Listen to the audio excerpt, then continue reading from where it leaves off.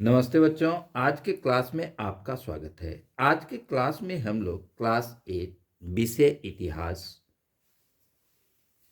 अर्थात अतीत से वर्तमान अध्याय 12 नए साम्राज्य एवं राज्य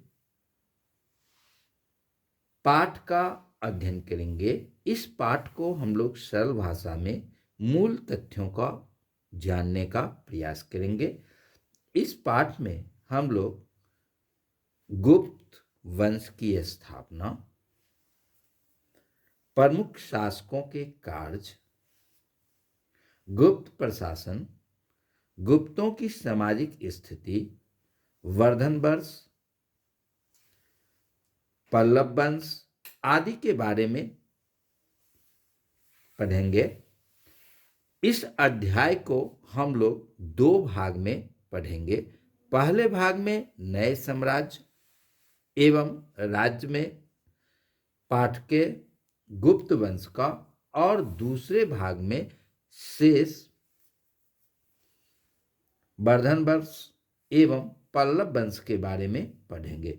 बच्चों, हम लोगों ने पिछले अध्याय में मौर्य वंश एवं मौर्योत्तर वंश के बारे में जानकारी प्राप्त किया था।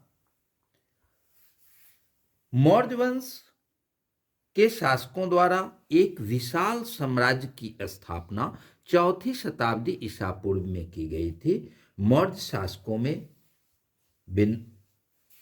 चंद्रगुप्त मौर्य, बिंदुसार एवं अशोक के द्वारा पूरे क्षेत्र पर शासन किया गया था, यानी कि भारत में एक विशाल साम्राज्य की स्थापना इन राजाओं के द्वारा की गई थी। लेकिन मौर्य वंश के पतन के पश्चात शुंग वंश, कर्ण वंश एवं अन्य विदेशी शासकों जैसे यूनानी, शक, कुषाण आदि के द्वारा शासन किया गया। तो इस काल में छोटे छोटे क्षेत्रों पर कब्जा था, यानी कि विशाल साम्राज्य नहीं था। आगे चल के गुप्त शासकों के समय में यानी कि 3वीं शताब्दी में उत्तरी भारत में एक नए वंश की नींव डाली गई, जिसे हम लोग गुप्त वंश या गुप्त साम्राज्य कहते हैं। यह जो है सो एक विशाल साम्राज्य था। जिस तरह से मौर्य साम्राज्य एक विशाल क्षेत्र पर था, उसी तरह से गुप्त वंश भी एक विशाल क्षेत्र में कार्य कर रहा था, यानी कि पूरे साम्राज्य का क्षेत्र जो था बहुत ही विस्तृत था। तो गुप्त वंश की स्थापना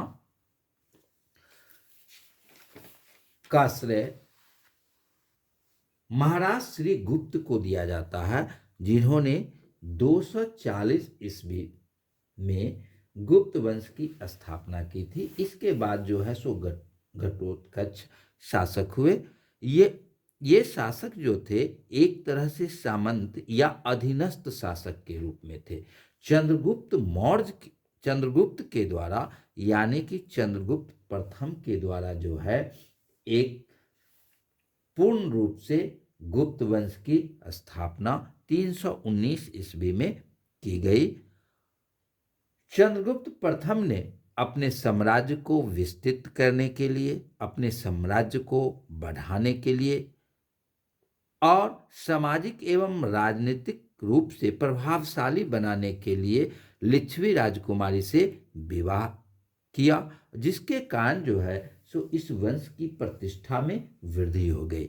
चंद्रगुप्त प्रथम के द्वारा गुप्त संवत भी चलाया गया। उन्होंने 319 ईस्वी में गुप्त संवत प्रारंभ किया था। चंद्रगुप्त प्रथम के बाद समुद्रगुप्त 335 ईस्वी में गद्दी पर बैठे। समुद्रगुप्त जो है एक प्रतापी शासक थे।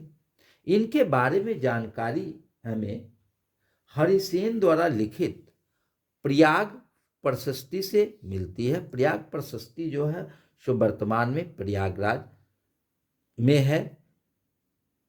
इसके अतिरिक्त हमें समुद्रगुप्त के बारे में एरन अभिलेख जो मध्य प्रदेश में है और विभिन्न प्रकार के सिक्कों आदि से जानकारी प्राप्त होती है।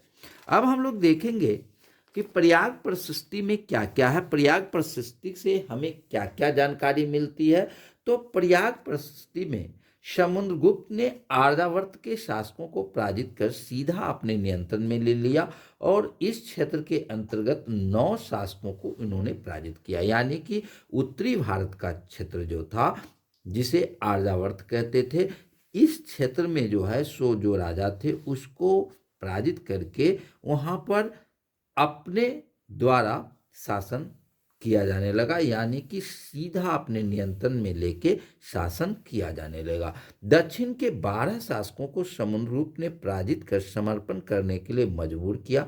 हालांकि इन राज्यों को पुनः स्वतंत्र कर दिया गया। ये समुद्रगुप्त के करद राज्य थे। करद राज्य थे, इसका अर्थ ये है कि दक्षिण के क्षेत्रों पर समुद्रगुप्त ने विजय प्राप्त की और विजय प्राप्त करने के पश्चात जो है सो इन राज्यों को स्वतंत्र कर दिया गया, यानी कि राज्य करने का अधिकार दे दिया गया। लेकिन ये राज्य जो थे से करद राज्य के रूप में थे, यानी कि कर समुद्रगुप्त को दिया करते थे। इनके द्वारा कर या निश्चित रूप से उपहार जो है सो गुप्त शासकों को अर्थात समुद्रगुप्त को प्रदान किया जाता था। तीसरा क्षेत्र वन क्षेत्र के राजा जो आट्विक प्रदेश के राजा के रूप में जाने जाते थे। आट्विक प्रदेश जो था वह उत्तर प्रदेश के गाजीपुर जिले से लेकर मध्य प्रदेश के जबलपुर तक का क्षेत्र था। इन राजाओं को भी समुद्रगुप्त ने अपनी अधीनता स्वीकार करने के लिए बाध्य किया। इन्हें सेवक या परिचारक का दर्जा प्रदान किया गया। इनके साथ समुद्रगुप्त ने नरम व्यवहार किया। उसके बाद भारत के सीमावर्ती राज्यों ने भी उपहार एवं राजनिष्ठा का प्रमाण देकर समुद्रगुप्त के सामने आत्मसमर्पण किया। पूर्व के और कामरूप, असम, बंगाल, कुछ भाग नेपाल और उत्तर पश्चिम के मालवा, अर्जुनायन, योध्या, आम्भीर आदि कई जनसंघ शामिल थे। ये शासक उपहार प्रदान करते थे, राजा की आज्ञाओं का पालन करते थे एवं दरबार में उपस्थित होते थे। पांचवा क्षेत्र जो था बाहरी क्षेत्रों के शासक जो शासक एवं कुषाण के वंशज एवं सिंघल प्रदेश के शासक थे। इन सबों ने समुद्रगुप्त की अधीनता स्वीकार की तथा वैवाहिक संबंध भी स्थापित किए। इनकी विदेश नीति पर समुद्रगुप्त का प्रभाव था। इस तरह से हम देखते हैं कि समुद्रगुप्त ने उपरोक्त विजित प्रदेशों के लिए अलग अलग नीतियां अपनाई, यानी कि जो पांचों क्षेत्र जीते गए उसके लिए समुद्रगुप्त के द्वारा अलग अलग नीति अपनाई गई। उसने आर्यावर्त यानी कि उत्तर भारत के क्षेत्रों पर जो है सो सीधे नियंत्रण स्थापित किया और उसको अपने अधीन लाया, जबकि दूर वाले क्षेत्र जो थे जैसे आट्विक प्रदेश जो था वह मध्य प्रदेश एवं उत्तर प्रदेश के गाजीपुर जिले का क्षेत्र था। इस क्षेत्रों में जो है सो उसने कर लेके यानी कि कर लेना और उपहार उन राज्यों से लिया और इस क्षेत्रों के लोगों के साथ नरम व्यवहार अपनाया, क्योंकि इस पर पूर्ण रूप से नियंत्रण स्थापित करना यानी कि सीधा रूप नियंत्रण स्थापित करना आसान नहीं था। समुद्रगुप्त के बाद चंद्रगुप्त द्वितीय गद्दी पर बैठे। चंद्रगुप्त द्वितीय भी एक महान शासक थे। इन्होंने विक्रमादित्य की उपाधि धारण कर थी। इसके साथ ही इन्हें परम भागवत की उपाधि भी धारण किए थे। शक विजेता के नाम से भी इन्हें जाना जाता है। चंद्रगुप्त द्वितीय ने बंगाल के क्षेत्रों पर भी अपना साम्राज्य स्थापित किया था। चंद्रगुप्त द्वितीय के मेहरौली स्थित लौह स्तंभ लेख में चंद्र नाम के शासक का उल्लेख है जो चंद्रगुप्त द्वितीय के रूप में ही जाना जाता है। इस लेख में चंद्रगुप्त द्वितीय को एक वीर राजा के रूप में भी याद किया जाता है। जिसने पूर्व में बंगाल और पश्चिम में बलूचिस्तान तक के क्षेत्र को अपने साम्राज्य का अंग बनाया था। पश्चिम भारत में समुद्रगुप्त ने पुनः अभियान चलाकर गणराज्यों के अस्तित्व को समाप्त कर दिया था। चंद्रगुप्त द्वितीय का समय शक्ति और समृद्धि का सूचक था। इसने पहले अभियान में पश्चिम भारत जैसे मालवा, गुजरात एवं सौराष्ट्र क्षेत्रों पर विजय प्राप्त की। इस विजय के फलस्वरूप उन्होंने कंभात एवं सोपारा सोपारा महाराष्ट्र में है, तो उन क्षेत्रों पर उन्होंने अपना साम्राज्य स्थापित किया। चंद्रगुप्त द्वितीय ने अपनी पुत्री प्रभावती गुप्त की शादी वाकाटक नरेश से किया था। वाकाटक क्षेत्र भी महाराष्ट्र के क्षेत्र में पड़ता है। ये देखिए, ये वाकाटक का क्षेत्र है। यहाँ के प्रभावशाली शासक से उन्होंने अपनी पुत्री प्रभावती गुप्त का शादी किया था और पश्चिम में शक्र क्षत्रप रुद्रदामन तृतीय को इसने 395 ईस्वी में पराजित किया तथा इस क्षेत्रों पर उन्होंने जो है कब्जा स्थापित किया।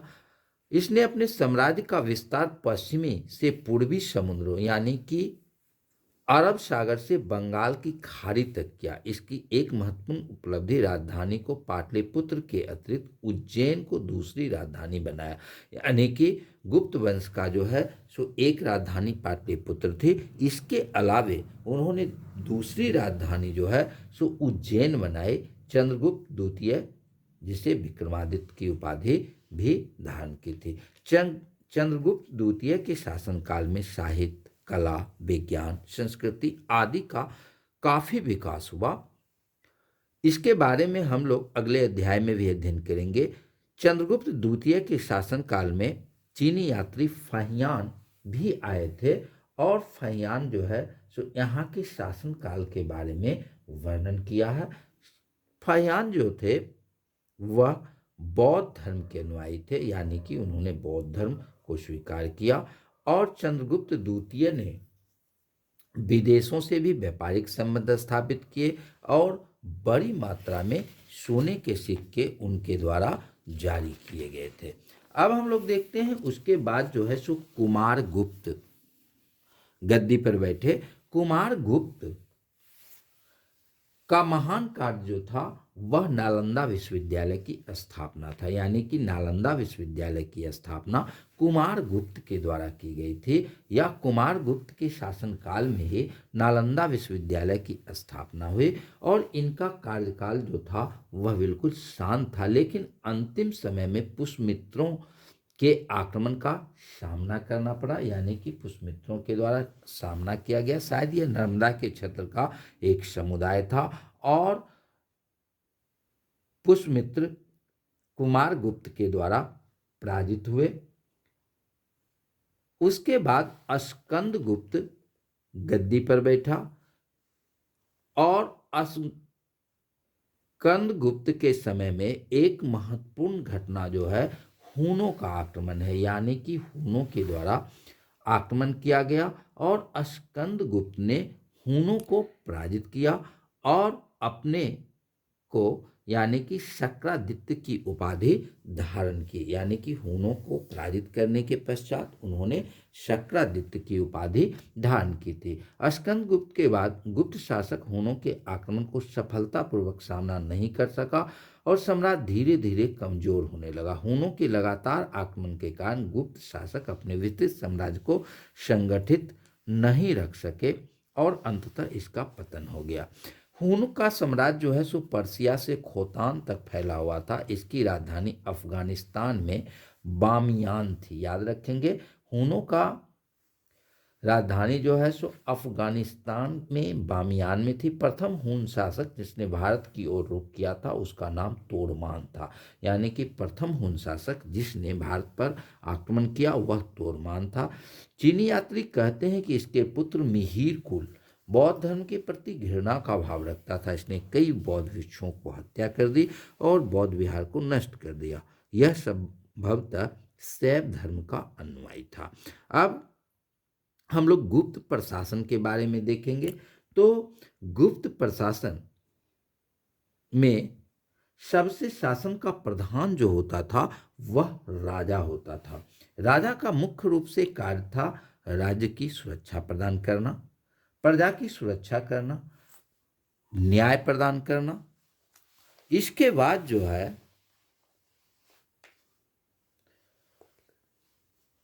धर्म का संरक्षण प्रदान करना, राज्य की सहायता के लिए यानी कि राजा की सहायता के लिए मंत्री और अमात्य यानी कि अधिकारी होते थे।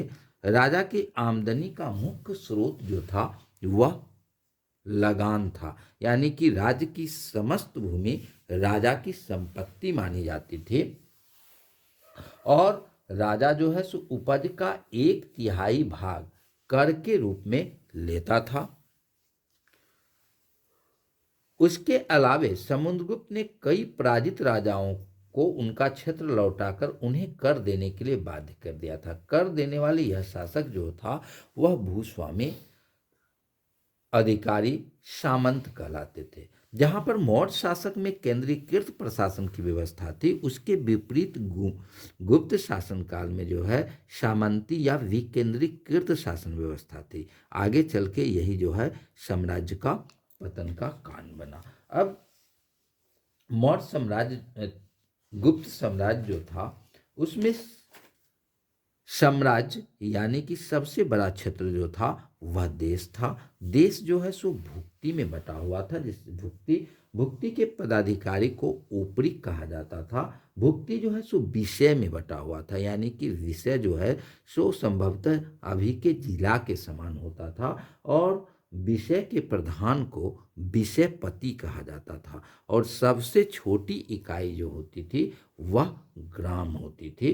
तो इसके अलावे जो उसके राजा होते थे और राजा की सहायता के लिए जो पदाधिकारी होते थे उसमें कुमारामात्य जिसे प्रदेश का गवर्नर कहा जाता था, महासंधि विग्रह युद्ध एवं शांति का मंत्री होता था, महादंडनायक जो है सो मुख्य न्यायाधीश होते थे। ग्राम का शासन करने वाले को या ग्राम का प्रधान जो होता था उसे ग्रामिक कहा जाता था। तो इस तरह से गुप्त शासन व्यवस्था थी। अगले दिन हम लोग हर्षवर्धन यानी कि वर्धन वंश और पल्लव वंश के बारे में देखेंगे। इसके साथ ही इस पाठ के जो प्रश्न उत्तर हैं उसको करेंगे। धन्यवाद।